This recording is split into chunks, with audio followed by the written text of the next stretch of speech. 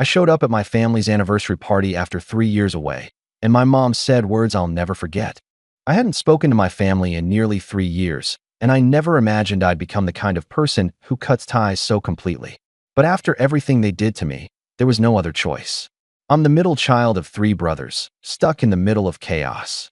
My oldest brother Cole, now 35, has always been the perfect son in my parents' eyes, their golden child who could do no wrong.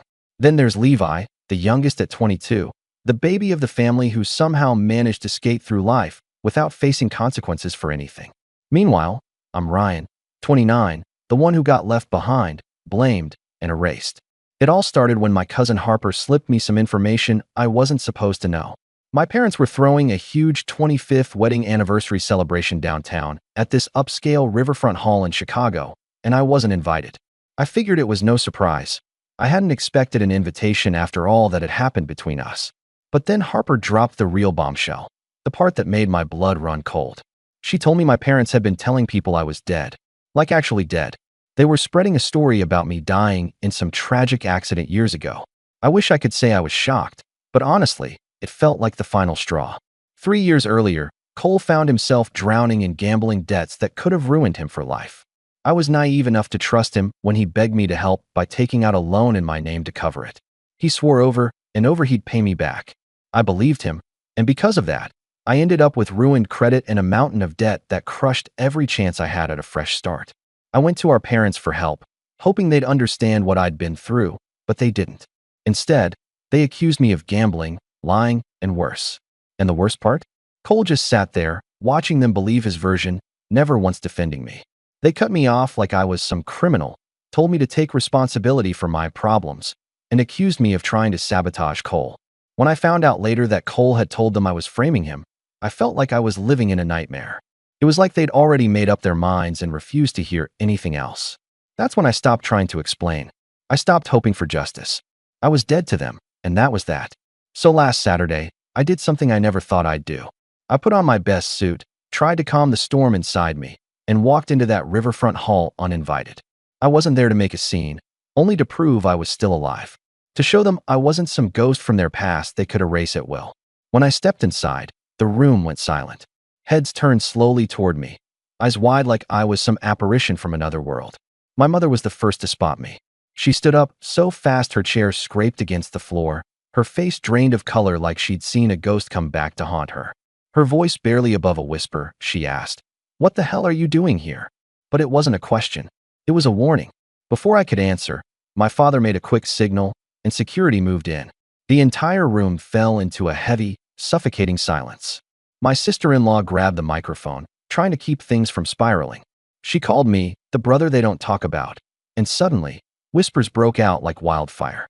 Phones were raised, cameras flickered on, and everyone was recording.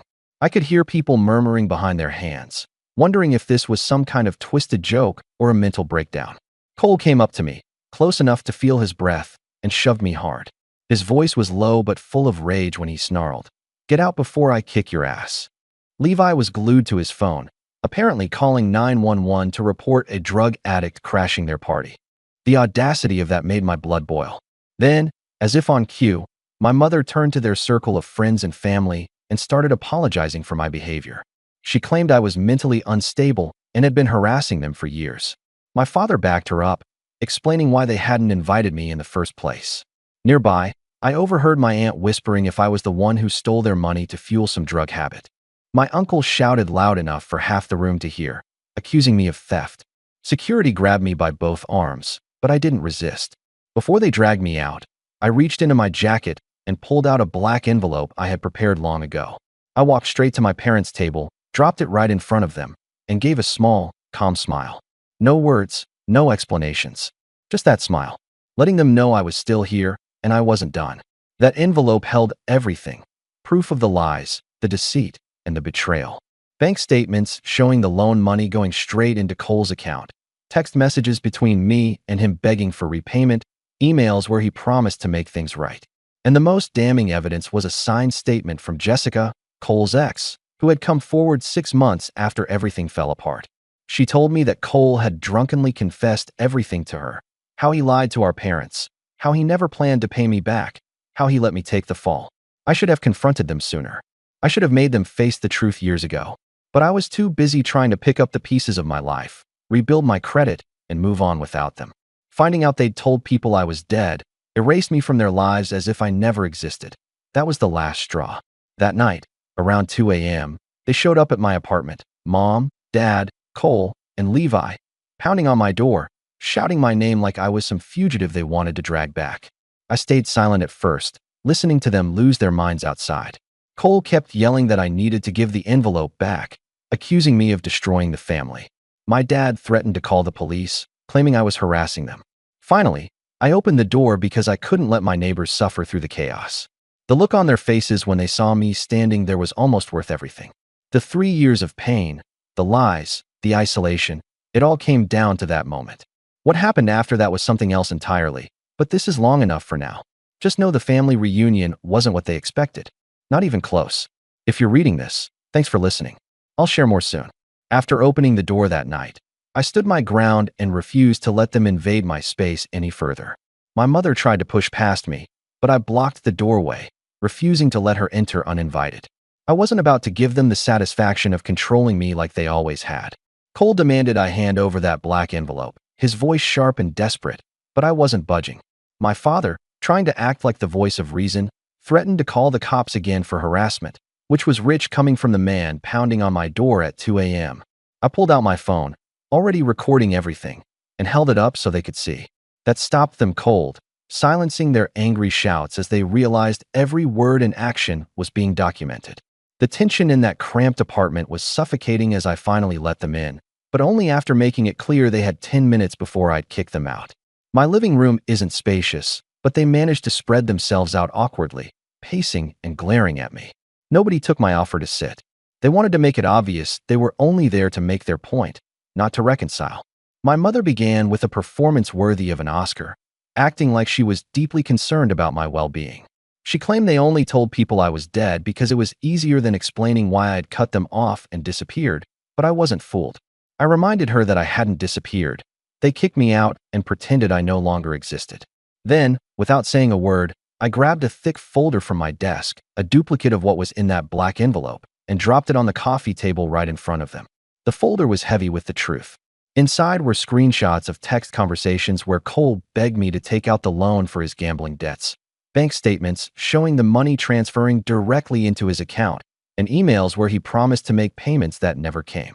The final blow was a signed statement from Jessica, his ex-girlfriend, who'd recorded Cole confessing to lying to our parents and knowingly letting me take the fall. Watching their faces shift as they flipped through that folder was a moment I won't forget. My mother broke down and started crying, her tears of guilt falling freely for the first time. My father went completely silent, like the weight of the evidence crushed any words he might have had. Levi looked sick, unable to hide his discomfort. Then Cole, ever the defiant one, refused to admit anything. He claimed everything was fake and that I had photoshopped the evidence to frame him. I knew better.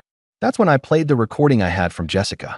Before she moved across the country, she agreed to help me by capturing a phone conversation where she called Cole and got him to talk about how he lied to everyone and planned for me to take the blame. Hearing his voice, caught in that confession, drained every ounce of bravado from him. His face went white with panic. Suddenly, he lunged at me, grabbing me by the collar and slamming me against the wall. The room erupted into chaos. I shoved him back hard, and he stumbled into my TV stand, knocking everything over. My father and Levi struggled to hold him back as he screamed about how I was ruining his life and tearing the family apart. I was done pretending this was all a misunderstanding. I told them the truth in no uncertain terms. I wasn't here for forgiveness or reconciliation. I was here for justice. I wanted my name cleared, the lies exposed, and Cole to pay back every cent he owed me, with interest. My father immediately switched to damage control mode, telling me we could handle this quietly as a family and avoid public embarrassment. He offered to pay off the remainder of my debt if I agreed to keep everything hush-hush. I laughed in his face, refusing to be bought or silenced. They'd disowned me, ruined my credit, and told people I was dead for 3 years. Now they wanted me to pretend none of it happened. I told them I'd already made copies of everything and sent it to my lawyer. That was a bluff. They didn't know I didn't have a lawyer yet, but it was enough to make them think twice. I gave them an ultimatum. one week to publicly admit they lied about me being dead, starting with a post on my father's Instagram, which had about 2,500 followers mostly made up of business contacts. If they refused, I would start sending the evidence to every single person who had attended the anniversary party and beyond.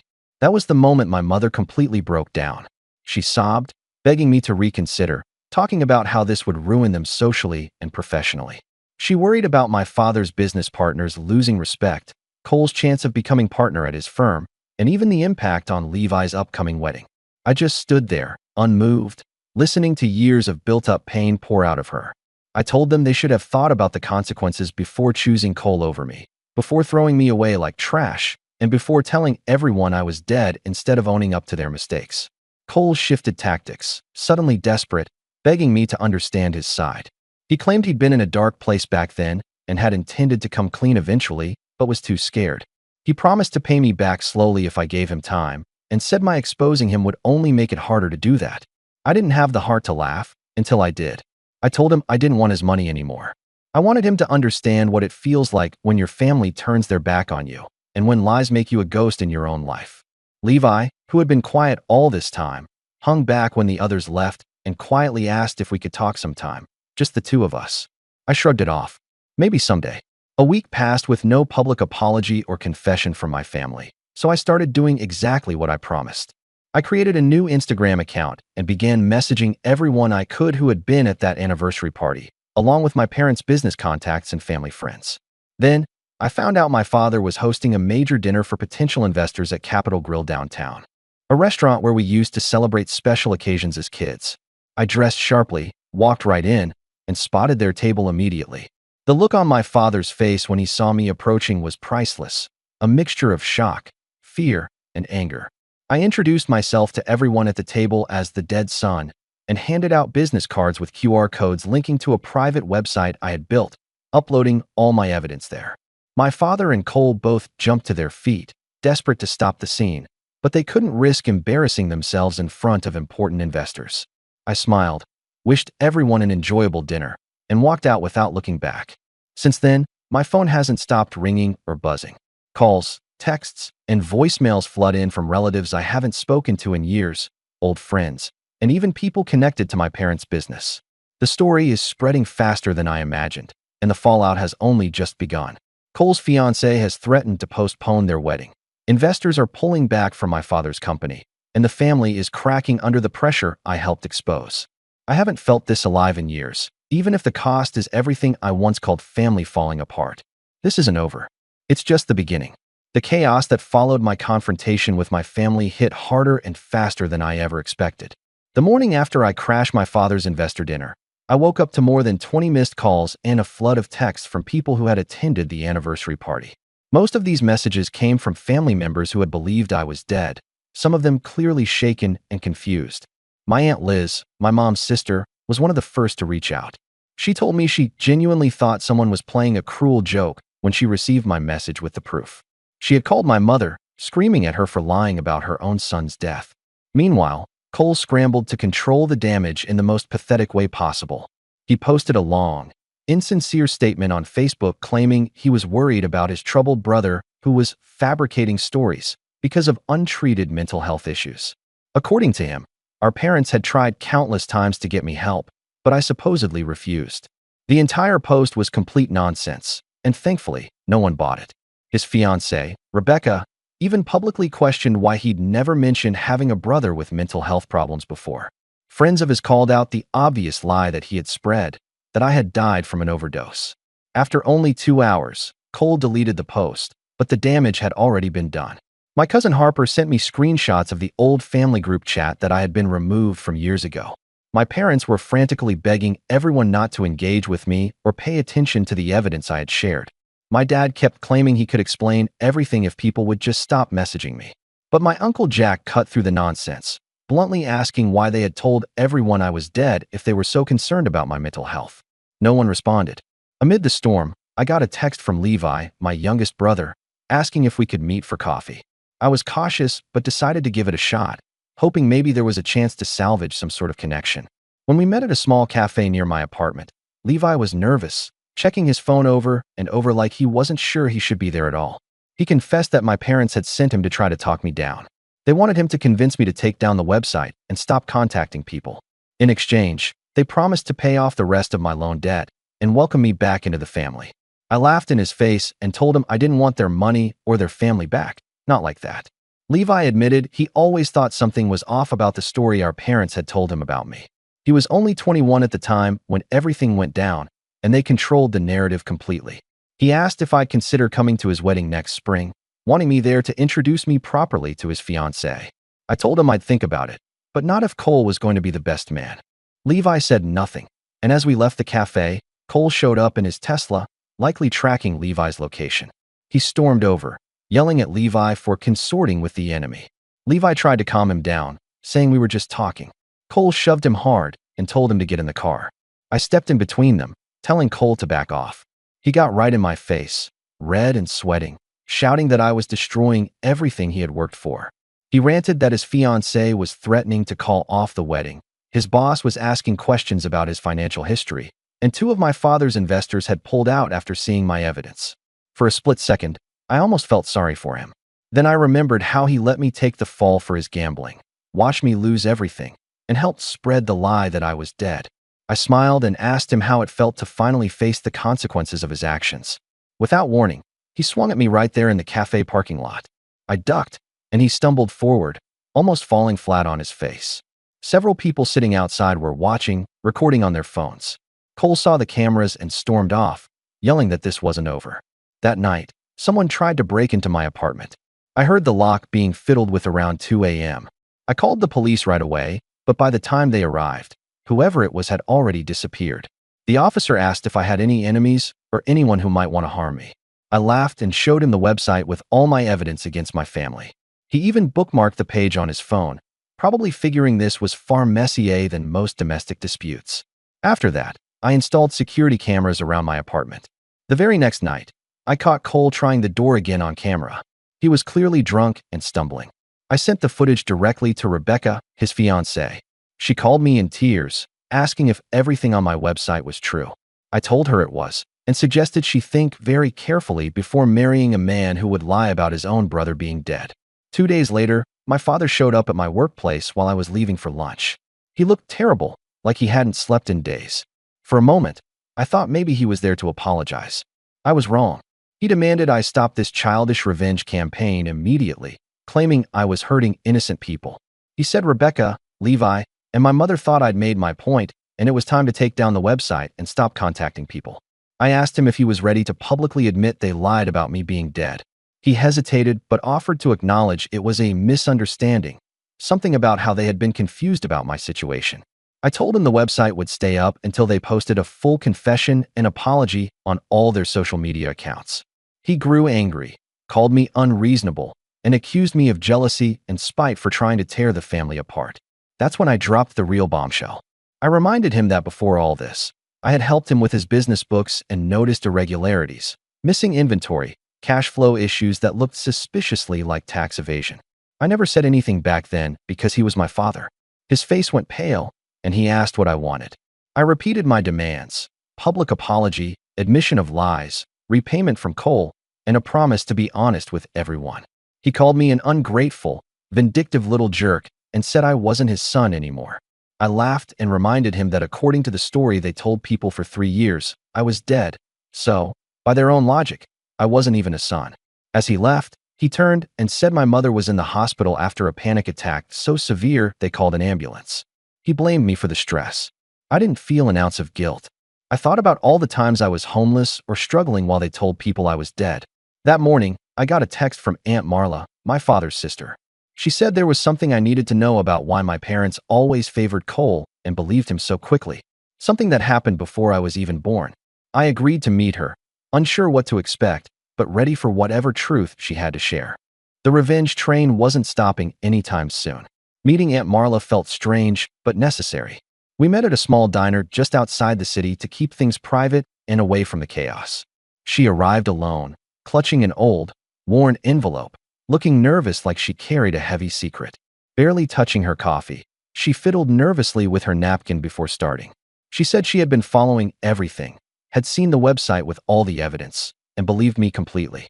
Then she asked if I ever wondered why my parents favored Cole so much and accepted his lies so quickly, while treating me like I didn't exist. I shrugged it off as typical firstborn favoritism, the golden child always getting the love. But Marla shook her head and pushed the envelope toward me, her eyes full of guilt and sorrow. Inside was a paternity test from nearly 30 years ago, a secret almost no one in the family knew. It showed Cole wasn't my father's biological son. Before my parents married, my mother had a brief affair with my father's business partner. When she found out she was pregnant, she panicked and told my dad it was his child. They rushed into marriage, and Cole was born 7 months later. Everyone assumed he was premature. When Cole was 2, the business partner saw him at an event and noticed a striking resemblance. He confronted my mother, who denied everything, but he threatened to reveal the truth unless she agreed to a paternity test. The results confirmed his suspicion.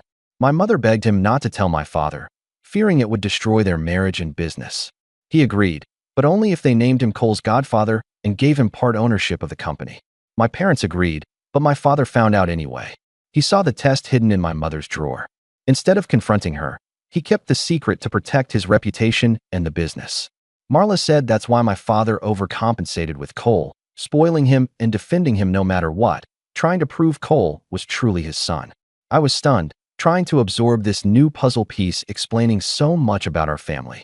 I asked why she told me now.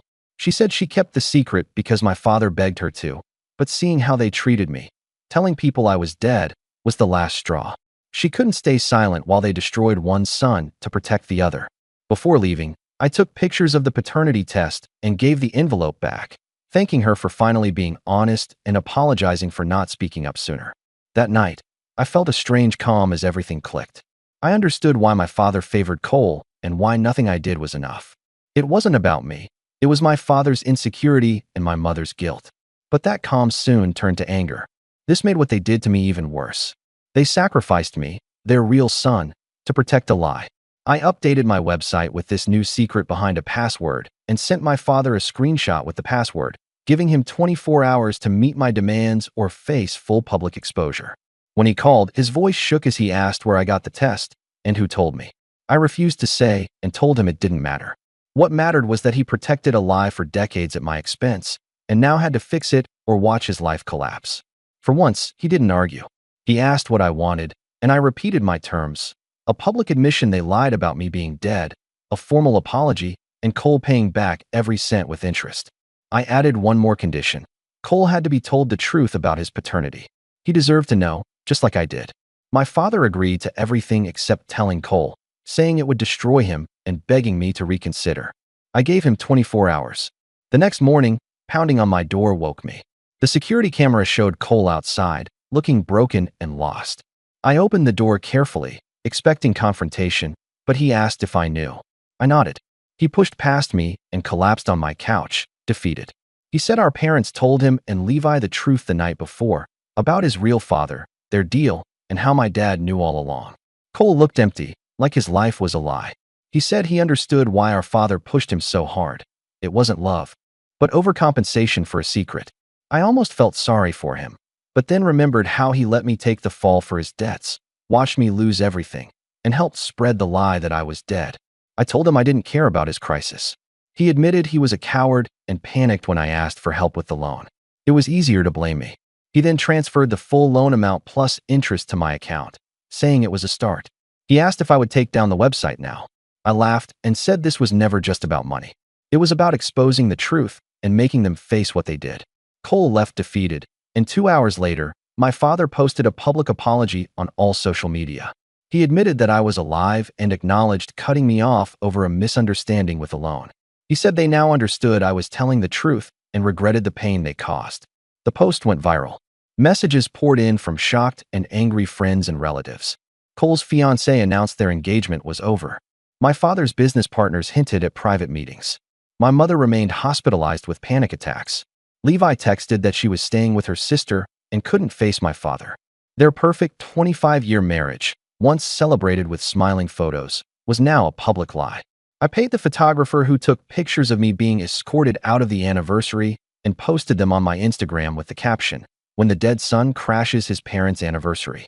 Reports of my death were greatly exaggerated. The post went viral, sparking conversations I never expected. 2 weeks later, Levi told me my father's business was in serious trouble. Two major investors pulled out, and the business partner, Cole's biological father, pushed to buy my dad out at a fraction of his shares' value. Cole moved out of state, unable to handle the whispers, deleting social media and changing his number. My mother refused to return home, staying with her sister instead. Their perfect marriage was over. Levi invited me to his engagement party, insisting I be there. Neither parent was invited. Walking into the party, people who thought I was dead hugged me and asked how I was. No one mentioned the scandal, but their eyes showed curiosity and pity. Levi apologized for believing the lies and asked if we could rebuild a relationship. I told him maybe, but I needed time. Leaving the party, I ran into Aunt Marla. She asked if I regretted exposing the truth and tearing the family apart. I thought of the broken marriages, failed businesses, and ruined reputations, then remembered how it felt to be erased. I told her I didn't regret a thing. Their lies destroyed the family. I only refused to stay dead. I don't know what's next. I don't know if I'll speak to my parents or if Cole will return. Maybe Levi and I can rebuild something. But I'm done being the scapegoat, done carrying their secrets and shame. The son they declared dead has come back, and he isn't going anywhere. Just when I thought the dust had finally settled and the worst was behind me, life had other plans. The family business was crumbling, investors pulling out faster than my father could keep up. My father was forced to accept a buyout from his former business partner, the same man who was Cole's biological father. The deal was for a fraction of what my dad's share was worth, but there was no other choice if he wanted to avoid bankruptcy. Cole disappeared from the scene entirely, moving out of state, deleting all his social media, changing his phone number, as if trying to erase himself from the mess. Meanwhile, my mother was finally released from the hospital but refused to return home, instead staying with her sister Liz, unable to face the wreckage of her life. Levi, who had been my unexpected ally in all this, invited me to his engagement party. He insisted that I be there, that I meet his fiancée properly and have some semblance of family for once. I hesitated but agreed, knowing my parents wouldn't be attending. Levi had insisted on separate celebrations for each side of the family, a clear sign of how fractured everything had become. Walking into that party was surreal. People who had thought I was dead for 3 years were smiling at me, hugging me, asking how I'd been. No one mentioned the scandal directly, but I could feel the judgment and curiosity in their eyes. Levi pulled me aside and apologized for believing the lies my parents fed him. He asked if we could try to have some kind of relationship going forward, just the two of us. I told him maybe, but I needed time to process everything. As I was leaving the party, I ran into Aunt Marla in the parking lot. She asked if I regretted what I'd done, if exposing the truth was worth tearing the family apart. I thought about it for a long moment. About Cole leaving town, about my parents' failed business and marriage, and about all the pain my reappearance had caused. Then I remembered what it felt like to be erased, thrown away by the people who were supposed to love me unconditionally. I told Marla I didn't regret a single thing. I didn't destroy the family. Their lies did that. All I did was refuse to stay dead. I don't know what the future holds. I don't know if I'll ever speak to my parents again or if Cole will ever come back. Maybe Levi and I can salvage some kind of brotherly relationship, but I'm done being the scapegoat, done carrying their secrets and shame. The son they declared dead came back to life, and he isn't going anywhere. But just when I thought the nightmare was over, a new mystery arrived. A week after the engagement party, I received a plain and signed letter in the mail with no return address. Inside was a photocopy of an old ledger, yellowed with age and covered in handwritten notes and numbers. It detailed a long-running embezzlement scheme involving my father, his former business partner, and a third unknown party. The ledger suggested that for decades, money had been quietly siphoned from the family business, a secret that explained some of the financial troubles my father never wanted to face publicly. The letter ended with a chilling note. You don't know the full story. Someone is still watching. Be careful. I reread those words over and over, a cold knot forming in my stomach. After everything I'd already been through, the last thing I needed was another shadow from the past creeping back to haunt me. I couldn't help but wonder who was sending the message. Was it someone trying to warn me, or was it a threat from someone who wanted to keep the truth buried? That night, I locked every door and window in my apartment, feeling eyes on me even when I was alone. The silence was deafening, but I couldn't shake the feeling that something, or someone, was waiting for me to slip up. The phone rang once, twice, but I didn't answer. Instead, I stared out the window, wondering if the life I thought I was rebuilding was already slipping through my fingers. There was no clear ending, no neat resolution, just a looming question hanging in the air. Who could I really trust? And how deep did this family's secrets go? I'm sharing this because I don't know what's coming next, but I know I can't back down now. The truth has cost me everything, and somehow, it's only made the darkness bigger. The story isn't over. Not by a long shot. For now, I'm staying vigilant, watching, and waiting. Because sometimes, surviving the past means preparing for the worst in the future.